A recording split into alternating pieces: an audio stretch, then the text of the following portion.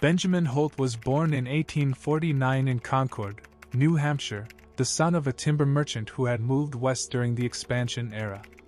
He was not an inventor by training, not a mechanical engineer with formal credentials, and not a man who set out to revolutionize industrial machinery. He was a businessman who inherited a problem, and his solution would reshape the surface of the earth. By the time Holt arrived in California in the 1880s, his father's lumber and wagon business had already established a foothold in Stockton, a Central Valley town surrounded by fertile land that was rapidly being converted to wheat production.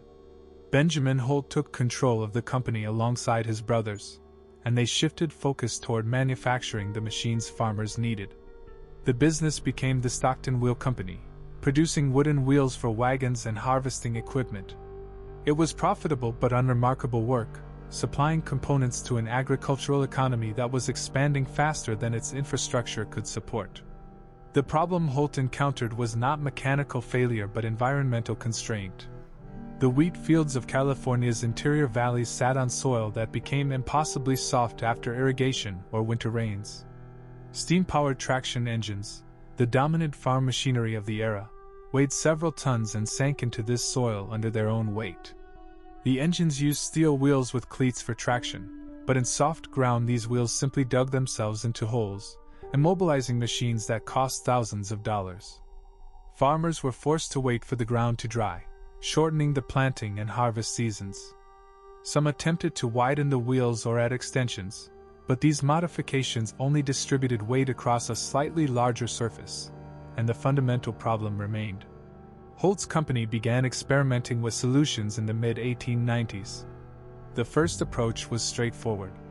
If narrow wheels sank into soft ground, the answer was to make them wider. The company built steam traction engines with wheels that measured up to 9 feet across, effectively increasing the surface area in contact with the soil. These machines worked. They did not sink. But they were absurdly large, difficult to transport, and nearly impossible to maneuver on public roads. A farmer who bought one of these machines could use it in his fields but could not easily move it between properties or bring it in for repairs. The solution had created new problems. The alternative approach came from observation of existing technology. Track systems were not new. Steam-powered log haulers in the timber industry had used wooden tracks or rollers to move heavy loads across uneven terrain. Military engineers had experimented with tracked vehicles for artillery transport. But these were custom, limited-use systems, not production machinery intended for general agricultural work. What Holt recognized was that the principle could be adapted and standardized. Instead of making wheels wider, the machine could travel on a continuous belt that wrapped around smaller wheels, distributing weight across the entire length of the belt's contact with the ground. In 1904, Holt's engineers built the first working prototype. The machine used a gasoline engine instead of steam, reducing overall weight. It rode on 2 large wooden tracks, each composed of linked wooden slats connected by steel chains. The tracks wrapped around a drive wheel at the rear and an idler wheel at the front, with the bottom section of each track resting flat on the ground. When the drive wheels turned, they pulled the track forward, and the machine moved with it. The ground pressure, measured in pounds per square inch, was dramatically lower than that of a wheeled traction engine. The machine could cross soft soil without sinking. Holt called it a crawler. The term was descriptive rather than poetic. The machine crawled forward on its tracks, and the name conveyed function. Early models were crude. The wooden tracks wore out quickly and required frequent replacement. The steering mechanism was imprecise, relying on clutches that disengaged one track while the other continued moving, causing the machine to pivot. The engines were underpowered, and the entire apparatus required constant maintenance. But it worked well enough to prove the concept, and Holt began manufacturing crawlers for commercial sale. The market response was cautious. Farmers were skeptical of a machine that looked fundamentally different from anything they had used before. The crawler was more expensive than a standard traction engine, and its maintenance costs were higher. But in regions where soil conditions made wheeled equipment unusable, the crawler had no competition. Sales grew slowly through the first decade of production, concentrated in California and the Pacific Northwest, where logging operations and reclaimed wetlands created ideal conditions for tracked machinery. Holt expanded production capacity and opened a second manufacturing plant in Peoria, Illinois, in 1909. The location was strategic. Peoria sat at the center of the Midwest agricultural belt, with access to rail lines and a large pool of skilled metalworkers. The Illinois plant allowed Holt to reach eastern markets more efficiently and to scale up production without over-relying on the California facility. The company also began replacing wooden tracks with steel. Steel tracks lasted longer, required less maintenance, and could handle heavier loads. The machines became more reliable, and the customer base expanded beyond specialty agricultural applications. By 1910, the Holt Manufacturing Company was producing several models of crawler tractors in various sizes, ranging from small units suitable for orchard work to large machines capable of pulling heavy plows through virgin soil. The company employed hundreds of workers and had established a dealer network across the western United States. The crawler tractor was no longer experimental. It was a proven technology, and Holt held the dominant position in the market. The term that would define the product came from an unexpected source. During a field demonstration in late 1904, a company photographer reportedly observed one of the early crawlers moving across plowed ground and remarked that it moved like a caterpillar. Holt recognized the value of the comparison. The name was simple, memorable, and accurately conveyed the machine's motion. He registered Caterpillar as a trademark in 1910, and it became the public name for the entire product line. The technical term crawler remained in use within the industry, but to farmers and equipment dealers, the machines were caterpillars. Competition emerged as the technology proved itself. Other manufacturers, including the Best Tractor Company, also based in California, began producing tracked vehicles using similar principles. Daniel Best had been manufacturing steam traction engines since the 1880s, and his company had developed its own crawler designs that competed directly with Holt's products. The Best machines used different engineering approaches, particularly in track design and engine placement, but they served the same market and offered comparable performance. The competition was commercial rather than personal, driven by patent disputes and market share rather than innovation. Both companies understood that track tractors represented the future of heavy agricultural equipment, and both were positioned to benefit from that future. The outbreak of war in Europe in 1914 created an unexpected demand. Military planners in Britain and France, confronting the reality of trench warfare and the impossibility of moving heavy artillery across mud-soaked battlefields, began searching for tracked vehicles that could operate in conditions where wheeled transport failed. British procurement officers visited the United States and observed Holt crawlers in operation. The machines were not designed for combat, but their ability to traverse difficult terrain made them potentially useful for logistics and artillery towing. The British military placed orders for Holt tractors, initially in small numbers for testing, then in larger quantities as the machines proved effective in field conditions. The war transformed Holt's business from a regional agricultural equipment manufacturer into an industrial operation of national significance. By 1915, British and French military contracts accounted for a substantial portion of total production. The machines shipped to Europe were standard agricultural crawlers, modified only slightly for military use. Steel armor plating was added to protect the driver from shrapnel. Towing hitches were reinforced to handle the weight of field artillery. But the fundamental design remained unchanged. The war did not require Holt to invent new technology. It required him to produce existing technology at unprecedented scale. The Peoria plant expanded rapidly. Additional manufacturing buildings were constructed, and the workforce grew from several hundred to several thousand. The company recruited metalworkers, machinists, and assembly line laborers from across the Midwest.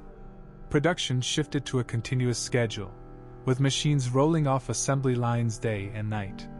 The military contracts were lucrative, but they also imposed strict delivery deadlines and quality requirements. Holt's engineers worked to standardize components and streamline assembly processes, laying the groundwork for mass production techniques that would define the company's operations for decades. The British military designated the Holt Crawler as an artillery tractor, using it primarily to move heavy guns into position behind the front lines.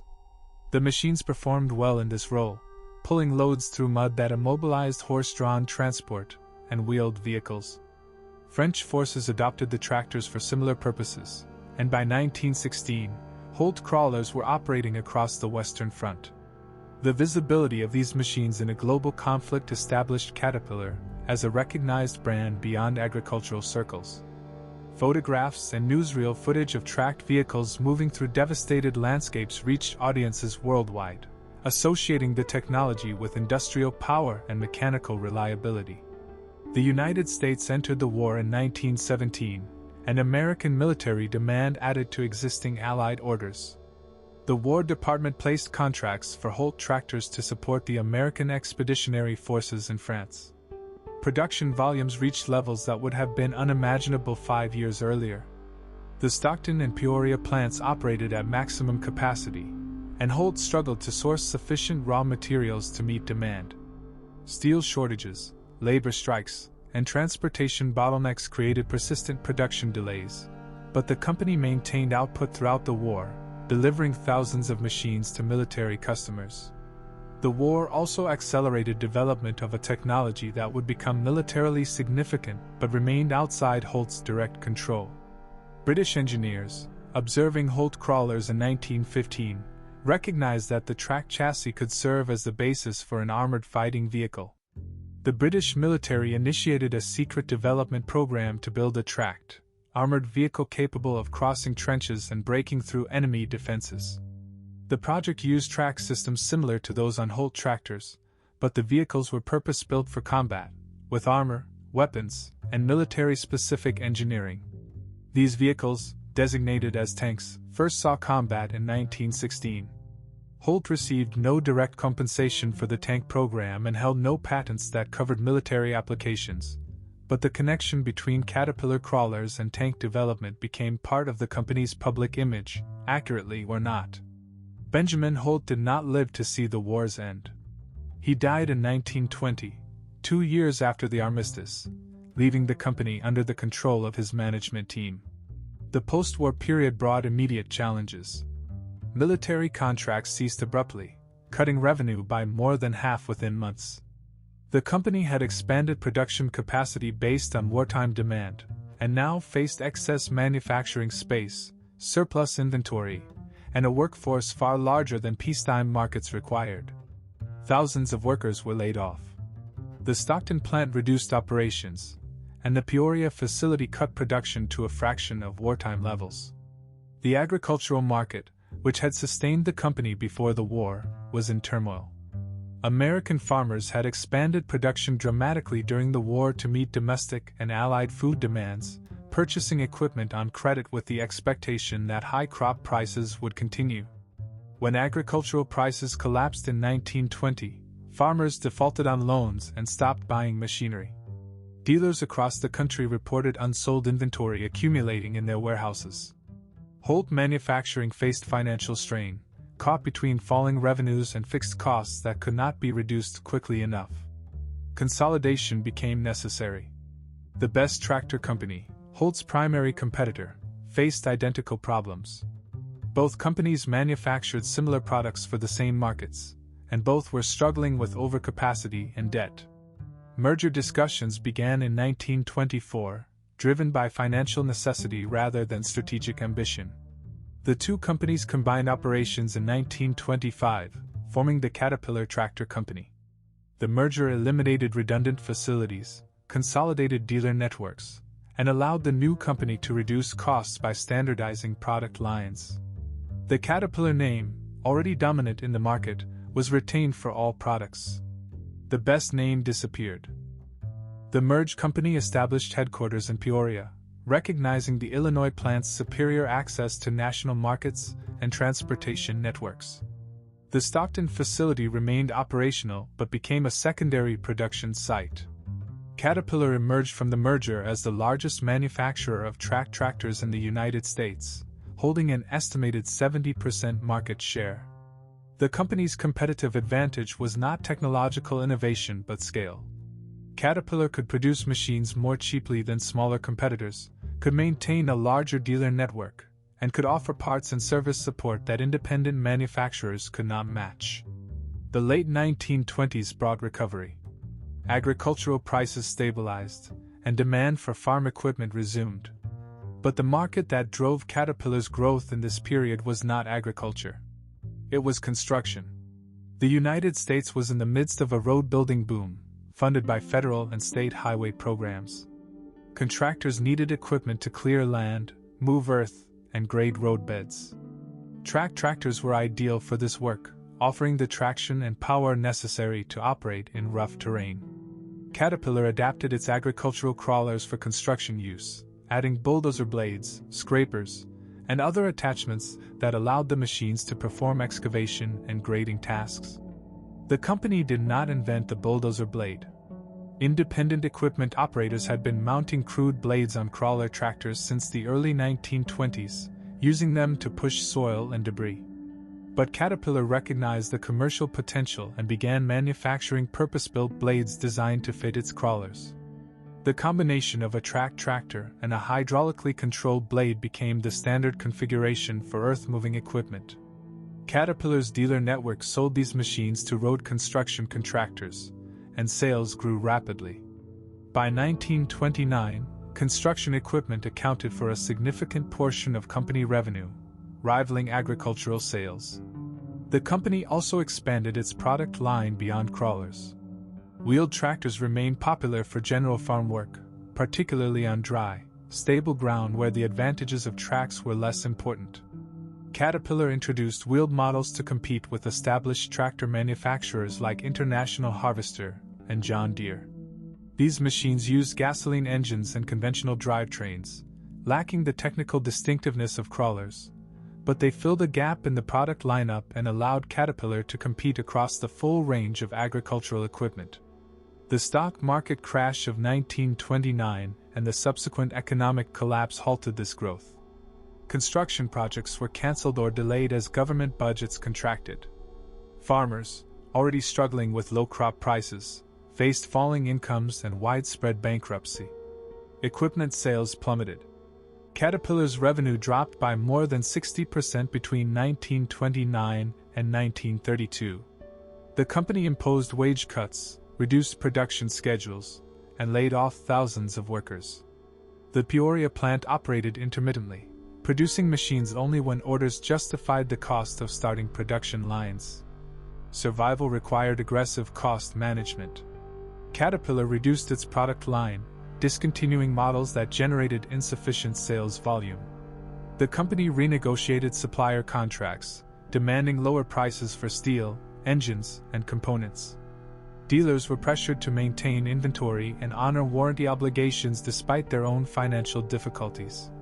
Some dealers failed, and Caterpillar absorbed their assets or transferred territories to stronger operators. The company avoided bankruptcy, but the Depression years left it financially weakened and operationally diminished. Recovery began not with agriculture or private construction but with government infrastructure spending.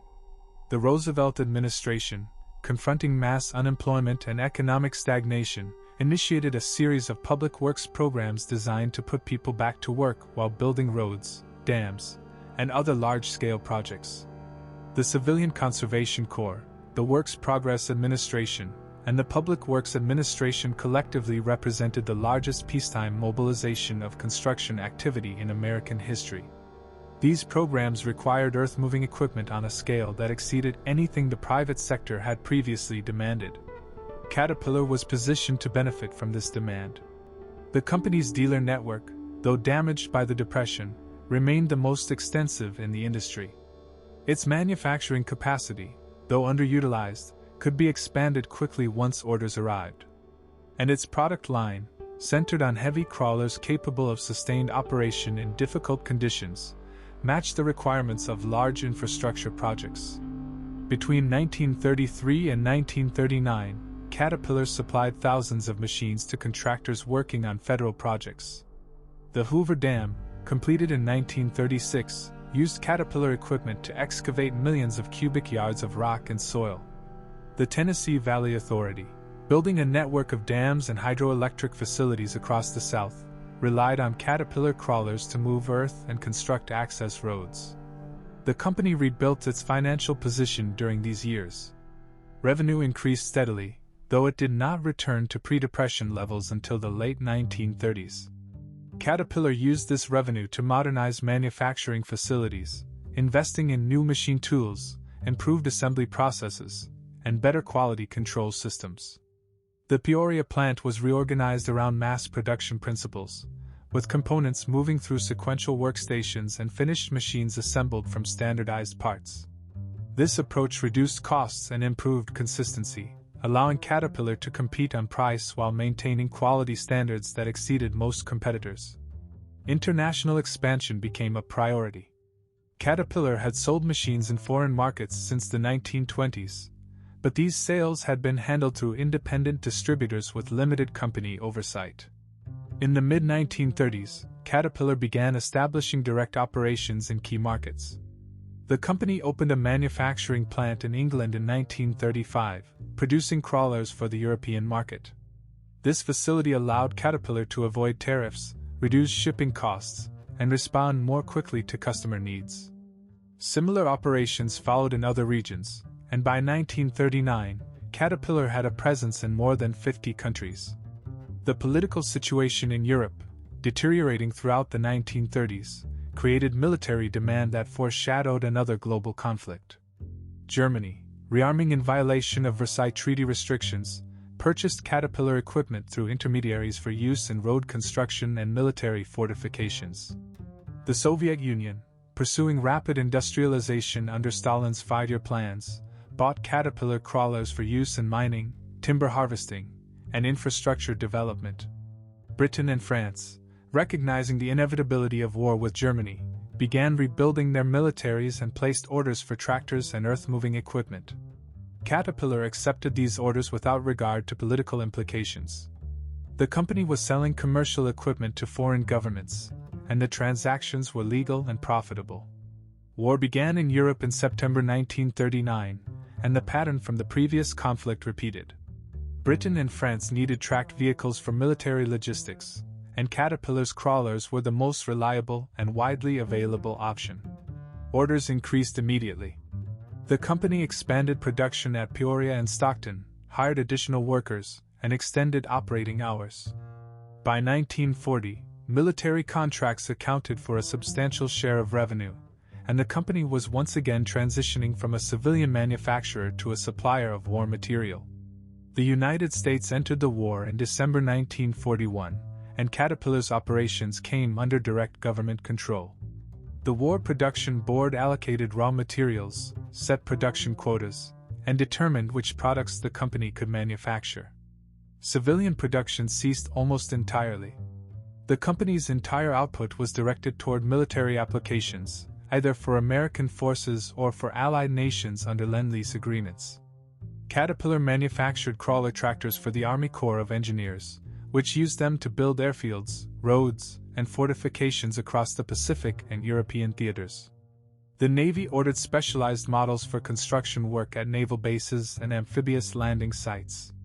Production volumes during the war exceeded anything Caterpillar had achieved previously. The Peoria plant operated continuously, with 3 shifts covering 24 hours. The workforce expanded to more than 15,000 workers, including large numbers of women who replaced men drafted into military service. The company built additional manufacturing space and installed new production equipment, much of it funded by government loans that would be repaid through future contracts. Between 1942 and 1945, Caterpillar produced more than 50,000 machines for military use, along with diesel engines, generator sets, and spare parts. The machines themselves were rugged but basic. Military crawlers used proven designs from the 1930s, with minimal modifications for combat conditions. Armor plating protected the engine and driver. Heavy-duty tracks were installed to handle rough terrain. But the fundamental engineering remained unchanged. The military valued reliability and ease of maintenance over advanced features, and Caterpillar's straightforward design met those priorities. Mechanics with limited training could repair these machines using standard tools and readily available parts, a critical advantage in combat zones where specialized equipment and skilled technicians were scarce. The war also established Caterpillar's reputation in regions where the company had previously had limited presence. American forces deployed Caterpillar equipment across the Pacific, building airbases on islands that had been jungles weeks earlier. The machines cleared vegetation, leveled ground, and constructed runways capable of handling heavy bombers. In Europe, Caterpillar crawlers rebuilt roads and bridges destroyed by retreating German forces, allowing Allied supply lines to advance with the front lines. Soldiers and engineers who operated these machines returned home after the war with direct experience of their capabilities, and many entered the construction industry, where they continued to use Caterpillar equipment. The post-war transition was less disruptive than it had been after World War I. Military contracts ended in 1945, but civilian demand returned almost immediately. The United States faced a massive backlog of deferred construction and infrastructure maintenance. Roads, bridges, and public buildings had deteriorated during the Depression and war years, and state and federal governments allocated funds for reconstruction. Private construction also surged, driven by suburban expansion and industrial development. Contractors needed equipment, and Caterpillar was ready to supply it. The company converted its production lines back to civilian configurations within months of the war's end. Military-specific features were removed, and machines were equipped with bulldozer blades, scrapers, and other attachments for construction work. Caterpillar resumed advertising in trade publications, emphasizing the durability and reliability that military service had demonstrated. The message was effective. Contractors who had seen Caterpillar machines perform under extreme conditions trusted them for commercial work, and sales grew rapidly. International markets became increasingly important. Europe and Asia faced enormous reconstruction needs, and American manufacturers were among the few capable of supplying heavy equipment on the required scale. Caterpillar expanded its overseas operations, opening new dealerships and service centers in countries where infrastructure had been destroyed by the war. The company also resumed production at its English plant, which had been converted to military manufacturing during the conflict. By 1950, international sales accounted for more than 30% of company revenue, a proportion that would continue to grow. The technological foundation of Caterpillar's products was evolving. Diesel engines, which had been used in some models since the 1930s, became standard across the product line. Diesel offered better fuel efficiency and greater torque than gasoline, making it ideal for heavy equipment that operated for long hours under load. Caterpillar had developed its own diesel engines during the war, and the company now manufactured both the engines and the machines they powered. This vertical integration gave Caterpillar control over a critical component, and allowed the company to optimize engine performance for specific applications. Hydraulic systems replaced mechanical controls for operating attachments. Earlier bulldozer blades and scrapers had been raised and lowered using cables and winches, which were slow and required significant operator effort. Hydraulic cylinders, powered by engine-driven pumps, allowed precise control with minimal physical exertion. The operator could adjust blade height and angle while the machine was moving, improving productivity and reducing fatigue.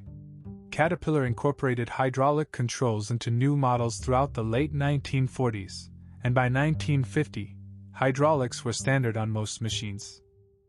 The Korean War, beginning in 1950, brought another surge in military demand, though smaller in scale than the previous conflicts. American forces required construction equipment to build roads, airfields, and defensive positions in difficult terrain. Caterpillar supplied crawler tractors and earth-moving machinery, maintaining a dual production system that served both military and civilian markets simultaneously. The company had learned from earlier transitions that dependence on military contracts created vulnerability when those contracts ended, and it deliberately limited the proportion of production allocated to defense work. Military sales remained significant but never dominated company operations as they had during the World Wars.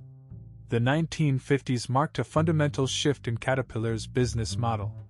The company moved beyond manufacturing tractors with attachments and began producing specialized machines designed for specific construction tasks. Motor graders, which leveled and smoothed surfaces for road construction, became a major product line. Caterpillar developed scrapers that could cut, carry, and spread large volumes of earth more efficiently than bulldozers. Excavators with hydraulic arms and buckets allowed contractors to dig foundations and trenches without manual labor. Each of these machines represented a distinct engineering challenge and required separate manufacturing capabilities, but each also addressed a real market need and generated substantial revenue. This diversification required capital investment on a scale that exceeded anything in the company's history. Caterpillar built new manufacturing facilities in Illinois, expanded existing plants, and acquired smaller equipment manufacturers whose products complemented the existing lineup. The company invested heavily in research and development, employing hundreds of engineers to design new machines and improve existing models. These investments were financed through retained earnings and debt, as Caterpillar's management believed that growth required accepting financial risk. The strategy succeeded. Revenue increased from approximately $200 million in 1950 to more than $1 billion by 1960, making Caterpillar one of the largest industrial equipment manufacturers in the world. The dealer network became central to the company's competitive advantage. Caterpillar did not sell directly to customers. Instead, it relied on independent dealers who purchased machines from the factory and resold them to contractors, farmers, and industrial operators. These dealers maintained parts inventories, provided repair services, and offered financing to customers who could not afford to purchase equipment outright. The relationship between Caterpillar and its dealers was structured through exclusive territory agreements. Each dealer had geographic exclusivity, meaning no other Caterpillar dealer could operate in their territory, and in exchange, the dealer agreed not to sell competing brands. This system created mutual dependence. Dealers needed Caterpillar because the brand was dominant and customers demanded it. Caterpillar needed dealers because the company lacked the resources to provide direct sales and service support across thousands of locations. The arrangement worked because Caterpillar enforced high standards for dealer performance. Dealers who failed to maintain adequate parts inventories or who provided poor customer service lost their franchises. The company monitored dealer financial health and intervened when dealers faced bankruptcy, sometimes providing loans or arranging mergers with stronger operators. This oversight ensured that customers received consistent service regardless of location, which reinforced the brand's reputation for reliability. Parts sales became a significant revenue stream, eventually generating profit margins that exceeded those on new equipment. Construction machinery operated in harsh conditions and required frequent maintenance. Tracks wore out and needed replacement. Engines required rebuilds after thousands of operating hours. Hydraulic systems developed leaks that necessitated new seals and hoses. Caterpillar manufactured replacement parts for every machine it had ever built, maintaining production capability for components that might be needed decades after a machine was sold. This commitment to parts availability was expensive, requiring warehouse space and inventory management systems, but it created customer loyalty that competitors could not easily replicate. International expansion accelerated through the 1950s and 1960s. Caterpillar established manufacturing plants in Canada, Australia, Brazil, and France, allowing the company to serve local markets while avoiding tariffs and currency restrictions. Each facility produced machines tailored to regional preferences and regulatory requirements, though core designs remained consistent across all locations. The company also built a global dealer network, signing agreements with local firms that could provide sales and service support in countries where Caterpillar had no direct presence. By 1965, Caterpillar operated in more than 100 countries, and international sales exceeded domestic revenue for the first time. The economic boom of the 1960s created unprecedented demand for construction equipment. Governments in developing nations, many newly independent from colonial rule, pursued infrastructure development as a path to modernization. Roads, ports, power plants, and irrigation systems required earth-moving equipment, and Caterpillar was positioned to supply it.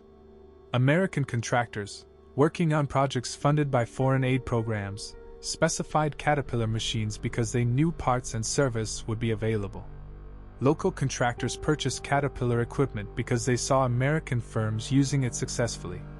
This reinforcing cycle drove sales growth and established Caterpillar as the default choice for heavy construction worldwide. Mining became another major market. Open-pit mining operations, which removed overburden to access mineral deposits, required massive earth-moving capacity. Caterpillar developed large crawler tractors capable of pushing hundreds of cubic yards of material per hour. The company also manufactured haul trucks that could carry ore from pit to processing facility, replacing rail systems that were slower and less flexible. Mining companies purchased this equipment in large quantities, and the harsh operating conditions ensured rapid replacement cycles. A machine working in a copper mine might last 5 years before requiring complete rebuilding, generating continuous demand for new equipment and parts. Competition intensified during this period. Japanese manufacturers, led by Komatsu, entered the global construction equipment market with products that were often cheaper than Caterpillar's, though initially of lower quality. Komatsu targeted developing markets where price sensitivity was high and where Caterpillar's dealer network was less established. The Japanese company also benefited from a protected domestic market that allowed it to achieve scale before competing internationally. European manufacturers, including Fiat and Volvo, developed their own lines of construction equipment and challenged Caterpillar in regional markets. American competitors like John Deere and International Harvester expanded beyond agriculture into construction equipment, leveraging their existing dealer networks. Caterpillar responded by emphasizing quality, reliability, and service support. The company's machines were more expensive than competing products, but Caterpillar argued that lower operating costs and better resale value justified the premium. Marketing materials highlighted the durability of Caterpillar equipment, often featuring photographs of decades-old machines still in operation. The dealer network became a selling point, with Caterpillar promoting its ability to deliver parts anywhere in the world within days. This strategy worked in developed markets where customers valued total cost of ownership over initial purchase price, but it was less effective in regions where capital constraints forced buyers to prioritize upfront cost. Labor relations became contentious as the company grew. The United Auto Workers Union represented production workers at Caterpillar's American plants, and contract negotiations grew increasingly difficult through the 1960s. Workers demanded higher wages and better benefits, pointing to the company's profitability as justification. Management resisted, arguing that labor costs needed to remain competitive with non-union manufacturers and international competitors. Strikes occurred periodically, disrupting production and straining the relationship between the company and its workforce. These conflicts reflected broader tensions in American manufacturing, where unions sought to maintain the gains achieved in earlier decades while companies faced increasing competitive pressure from foreign manufacturers with lower labor costs. Environmental regulation emerged as a new constraint. Construction equipment produced significant exhaust emissions, and diesel engines were particularly polluting. State and federal governments began imposing emission standards in the late 1960s, requiring manufacturers to modify engines to reduce pollutants. Caterpillar invested in emission control technology, developing engines that met regulatory requirements without sacrificing power or fuel efficiency. The company also addressed noise pollution, designing quieter engines and better soundproofing. These modifications increased manufacturing costs, and Caterpillar passed those costs to customers through higher prices, arguing that compliance with environmental standards benefited society while maintaining product performance. By 1970, Caterpillar employed more than 50,000 people worldwide and generated annual revenue exceeding $2 billion. The company dominated the construction equipment industry, holding market share that approached 50% in many categories. Its dealer network was unmatched, its manufacturing capacity was vast, and its brand was synonymous with heavy machinery. The growth that had begun with Benjamin Holt's solution to a soil traction problem had produced one of the largest industrial corporations in the world. The 1970s brought challenges that exposed vulnerabilities in Caterpillar's business model. The oil crisis of 1973, triggered by an Arab embargo on petroleum exports to the United States, caused fuel prices to quadruple within months. Construction activity contracted sharply as project costs became unpredictable and financing grew scarce.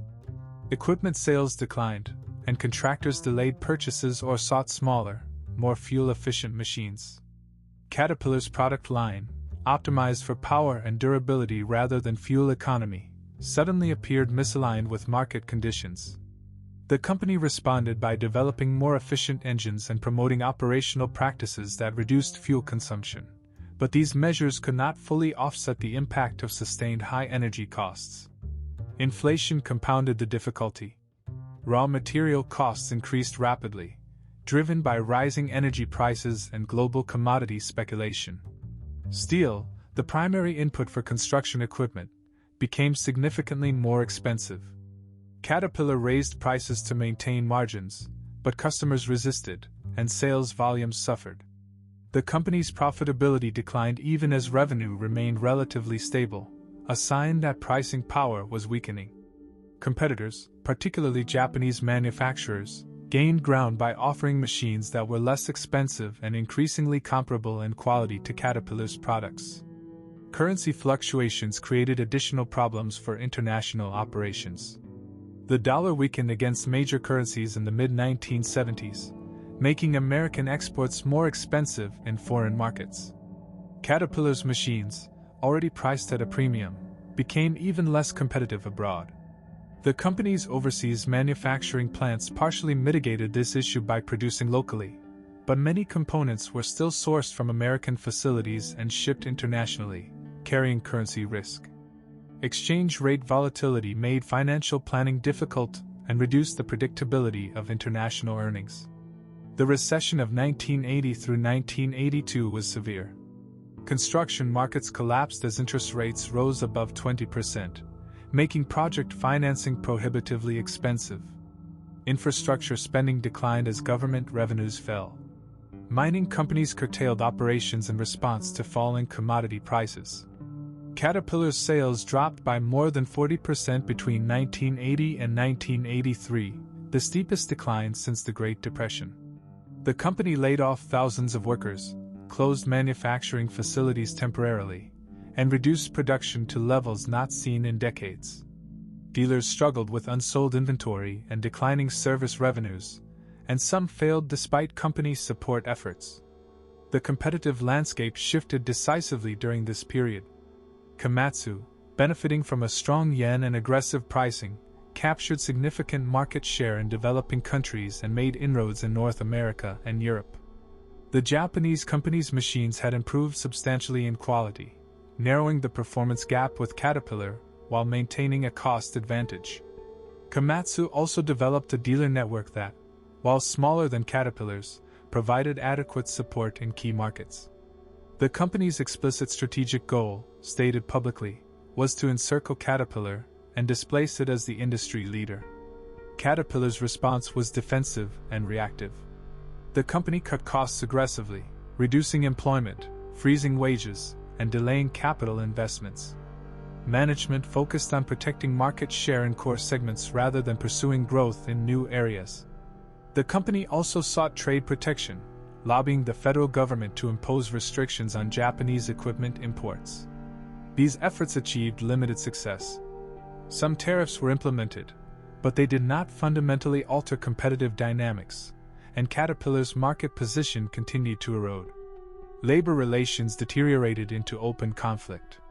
The United Auto Workers, facing job losses and wage concessions, struck Caterpillar plants in 1982. The strike lasted several months and accomplished little. The company maintained minimal production using supervisory staff and temporary workers, and when the strike ended, the union accepted terms similar to what management had initially proposed. The experience damaged trust between the workforce and company leadership, creating resentment that persisted for years. Additional strikes occurred in 1991 and 1994, each longer and more bitter than the last, reflecting fundamental disagreements about wages, benefits, and job security in an industry facing structural change. The company attempted strategic diversification in the 1980s, acquiring firms outside the construction equipment industry. Caterpillar purchased Solar Turbines, a manufacturer of industrial gas turbines used in power generation and natural gas compression. The acquisition provided entry into the energy sector and reduced dependence on construction markets. But it also required expertise in technologies and markets that Caterpillar did not fully understand. The company struggled to integrate solar effectively, and the division's contribution to overall profitability remained modest. Manufacturing operations were reorganized around efficiency and cost reduction. Caterpillar adopted production methods developed by Japanese manufacturers, implementing just-in-time inventory systems that minimized parts storage costs. The company automated assembly processes, installing industrial robots that could weld, paint, and assemble components with greater consistency than human workers. These changes reduced labor requirements and improved quality control, but they also required substantial capital investment at a time when financial resources were constrained.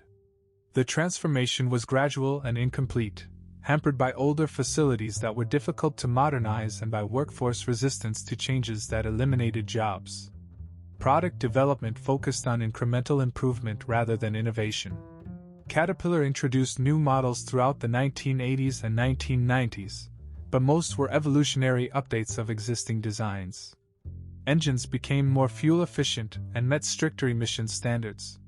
Hydraulic systems improved, offering better control and reliability. Electronics were integrated into machine controls, replacing mechanical linkages with sensors and computerized systems. These advances mattered to customers and helped Caterpillar maintain technical credibility, but they did not represent breakthroughs that would restore the company's dominance. The global market continued expanding despite Caterpillar's difficulties. China's economic reforms, beginning in the late 1970s and accelerating through the 1990s, created enormous demand for construction equipment. Infrastructure development in Chinese cities required earth-moving machinery on a scale that exceeded even American post-war Reconstruction. Caterpillar entered the Chinese market cautiously, forming joint ventures with local manufacturers and establishing assembly plants that produced machines for domestic consumption. The company faced intense competition from both Chinese firms and other international manufacturers, all seeking to capture a share of the world's fastest-growing equipment market. Emerging markets in Southeast Asia, Latin America, and the Middle East also represented significant opportunities. Governments in these regions pursued development strategies centered on infrastructure investment, and construction activity grew rapidly. Caterpillar expanded its dealer network into these markets and adapted products to local conditions and preferences. Smaller machines suited to narrow urban streets were developed for Asian markets. More rugged configurations were created for harsh environments in the Middle East. This regional customization required additional engineering and manufacturing complexity, but it allowed Caterpillar to compete more effectively against local and regional manufacturers. By the mid-1990s, Caterpillar had stabilized but not regained the dominance it had enjoyed 2 decades earlier. The company remained the largest construction equipment manufacturer globally, but its market share had declined, and competitors were stronger and more numerous.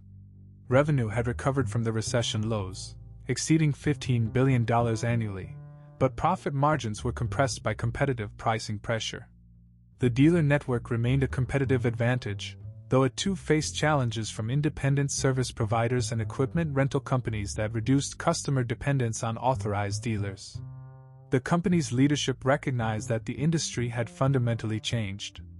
Construction equipment was becoming a commodity business, where customers made purchasing decisions based primarily on price and availability rather than brand loyalty.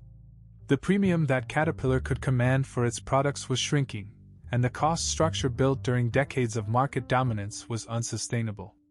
The response required not incremental adjustment but systematic transformation, a process that would define the company's trajectory into the 21st century. The transformation began with recognition that manufacturing excellence alone could not sustain Caterpillar's position. The company had always defined itself as a builder of machines, but the real value increasingly lay in services surrounding those machines. Equipment financing became a strategic priority. Caterpillar Financial Services, established as a subsidiary, provided loans and leases that allowed customers to acquire equipment without large upfront capital expenditures. This service was particularly important in developing markets where access to credit was limited. By financing purchases, Caterpillar captured interest income in addition to equipment sales revenue, and it gained leverage over customers who might otherwise choose cheaper competitors. Equipment management systems represented another service expansion. Caterpillar developed electronic monitoring systems that tracked machine performance, operating hours, fuel consumption, and maintenance needs. Data from these systems was transmitted to centralized servers where it could be analyzed to predict failures before they occurred. Dealers could contact customers proactively to schedule maintenance, reducing unexpected downtime and extending equipment life. This predictive maintenance capability created value that went beyond the machine itself, and customers were willing to pay for it through service contracts and subscription fees. The rental market, which Caterpillar had initially viewed as competition, became an opportunity. Construction contractors increasingly preferred renting equipment for specific projects rather than purchasing machines that might sit idle between jobs. Caterpillar began supplying equipment directly to large rental companies and also encouraged dealers to develop rental operations. This shift changed the customer relationship. Instead of a single transaction when equipment was sold, Caterpillar now maintained ongoing contact through rental agreements, service contracts, and fleet management services. The financial returns were different, spread over longer periods, but they were also more stable and less vulnerable to economic cycles. Remanufacturing emerged as both an environmental and business strategy. Caterpillar had always offered rebuild services for engines and major components, but in the late 1990s the company formalized this into a large-scale operation.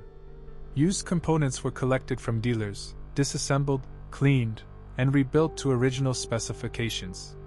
These remanufactured parts were sold at substantial discounts compared to new parts, appealing to cost-conscious customers while generating profit margins that exceeded those on new parts.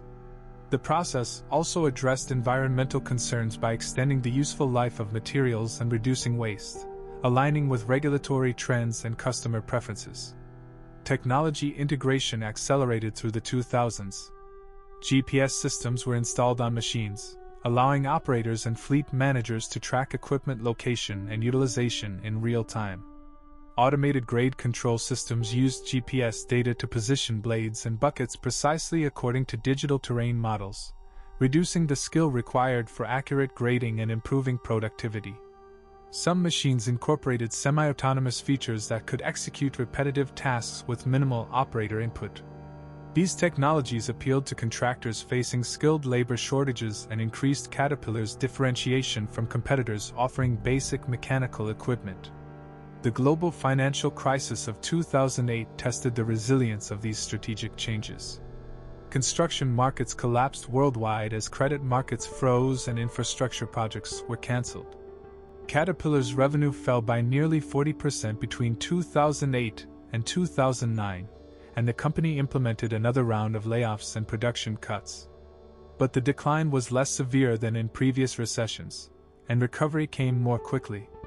The services businesses provided revenue stability that manufacturing alone could not, and the diversification into mining and energy sectors partially offset weakness in construction. China's response to the financial crisis, a massive stimulus program focused on infrastructure investment, created extraordinary demand for construction equipment. Chinese customers purchased Caterpillar machines in volumes that exceeded expectations, and the company rapidly expanded manufacturing capacity in China to meet this demand. For several years, China became Caterpillar's fastest-growing market, and the company's fortunes were increasingly tied to Chinese economic policy.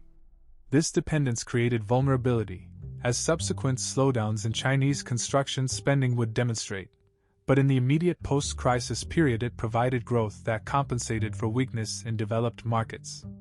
Mining equipment became Caterpillar's most profitable segment.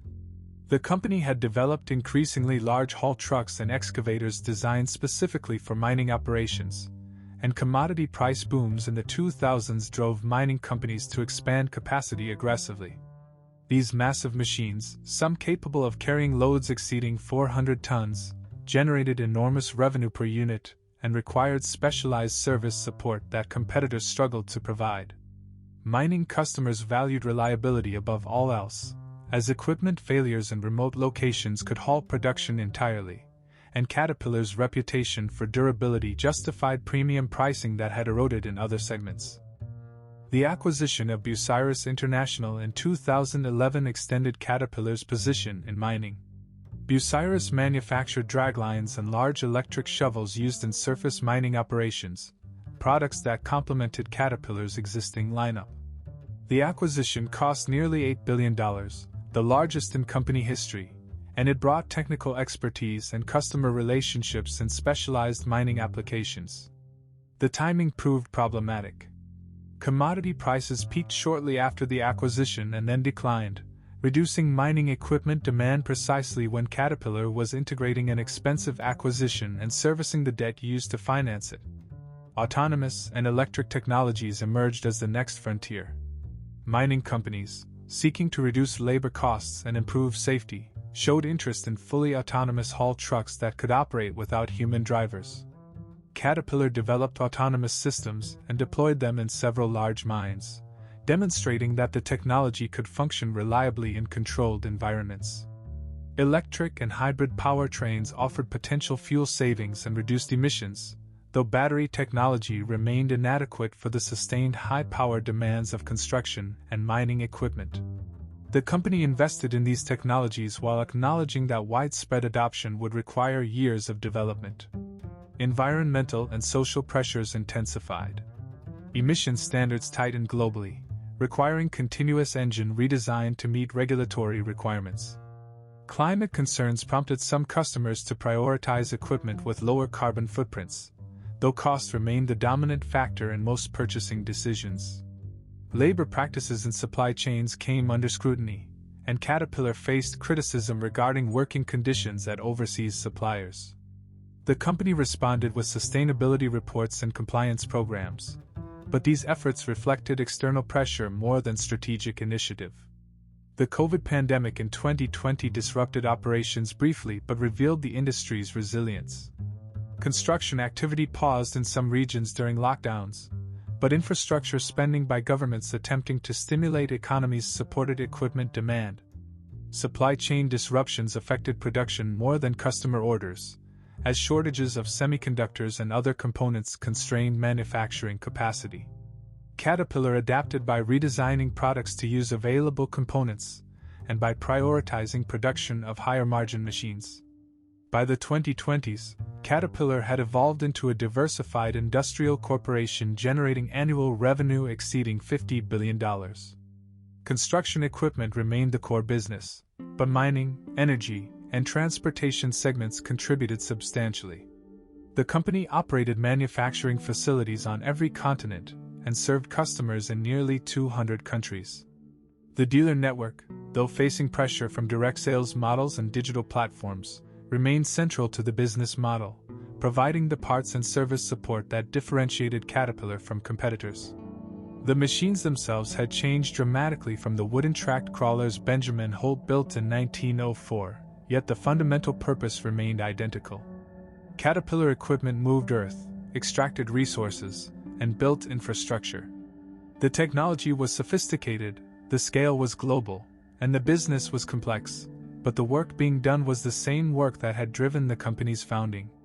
Steel still replaced muscle, and Caterpillar remained the dominant force in that replacement, shaped by a century of adaptation to markets, competition, and technological change that showed no sign of slowing.